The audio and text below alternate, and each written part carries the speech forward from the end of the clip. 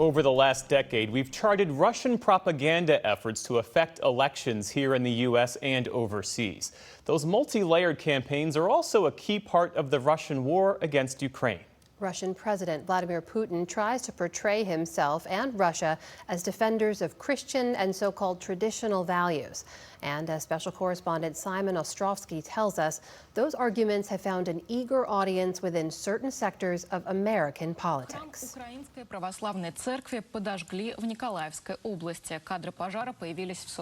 This church burned down more than 10 years ago in a remote Russian village on the border with Kazakhstan. But since the February 2022 invasion of Ukraine, the video has reappeared all across the Russian internet. Official sources are falsely claiming it shows a church in Ukraine with the accusation that Kyiv is destroying churches and going after priests and parishioners across the country. Although the story is untrue, the message that Ukraine is fighting against Christian values has turned into a powerful narrative used to justify the war to the Russian public. Even the head of the Russian Orthodox Church calls the fighting a holy war and sends Russian soldiers off to battle with a promise of salvation. But the story about a war against Christianity isn't just for Russians. It was designed for export to their Orthodox neighbors, to disillusioned Europeans, and increasingly to Americans who see in it a reflection of their own culture wars and grievances. Republican Representative Marjorie Taylor Greene. This is a war on Christianity. The Ukrainian government is attacking Christians. The Ukrainian government is executing priests. Russia is not doing that. They're not attacking Christianity. As a matter of fact, they seem to be protecting it. Especially within the MAGA movement, Moscow is no longer the old adversary. It's an anti-woke, anti-LGBTQ defender of Western civilization, a spiritual superpower. Here are former Trump campaign strategist Steve Bannon and Blackwater founder Eric Prince on Bannon's show. Putin ain't woke. He is anti-woke. The Russians, people still know which bathroom to use. They know how many genders are there in Russia? 2. Recent polls show that views on Russia are shifting on the right, with Republicans more than twice as likely to see Russia as a partner of the U.S. While most Republicans and most Christians still support Ukraine, there's a subculture on the right and on the far left who are increasingly hostile, according to Mark Tooley, president of the Institute on Religion and Democracy. Do you think it is worrisome, or do you think it's overwrought? It is distressing that many people on the right are no longer adhering to traditional conservative values. By most measures, Ukraine seems to be more religiously practicing than Russia is, so it's a pretext or an excuse for opposing Ukraine. Certainly President Reagan and others from the 1980s would be overwhelmingly supportive of Ukraine today.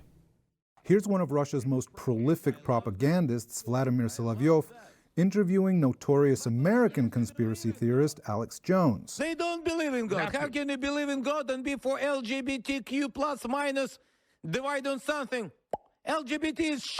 It has nothing to do with God. A lot of Americans admire Russia and admire you and admire Putin because you've been able to fight this off. And among Americans who admire Putin, you can find the same fake footage of burning churches that were first circulated by the Russian state and its media outlets. The interesting thing is how on American podcasts and social media, the pro-Christian message is tailored specifically to advocate against America's support of Ukraine. All of this talk of democracy is complete farce. So this ongoing predation, raiding of churches, which the Ukrainians have pioneered. And if you go to our website, you will see hundreds and hundreds of churches and parishioners crying and screaming and priests being beaten. And these are our allies. These are the people we're funding.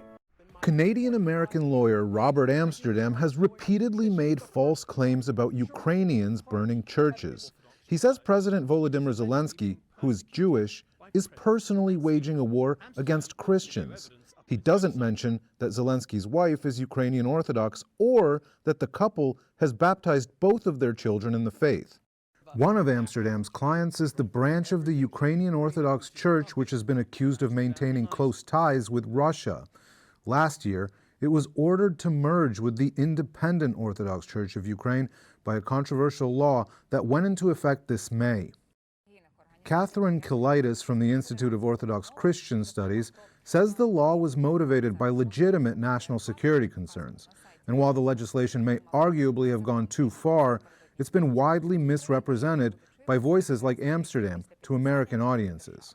There are undoubtedly priests and bishops who are also acting as agents of the Russian state, who are involved in espionage, and the fact that they exist, even though they do not constitute the majority, does make the institution itself a danger.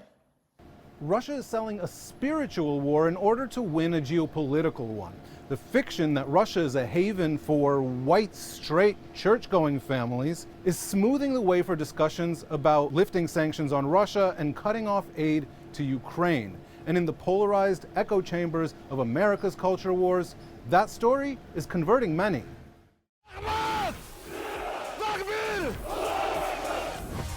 Some of Russia's newest American fans may be surprised to learn that the fastest growing population in the country isn't Orthodox or even Christian, but Muslim.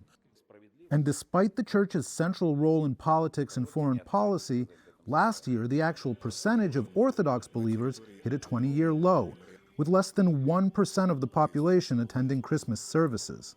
For comparison, about 50% of Americans said they attended Christmas Mass last year. As previously reported on the NewsHour, Russian forces have targeted evangelical Christians in occupied Ukraine, shutting down Protestant and non-Orthodox places of worship. This repression follows a long-established pattern in Russia of using terrorism laws to shut down hundreds of Jehovah's Witness, Protestant, and other non-Orthodox congregations. But in the U.S., these stories just aren't getting the same kind of airtime. For the PBS NewsHour, I'm Simon Ostrovsky in Washington.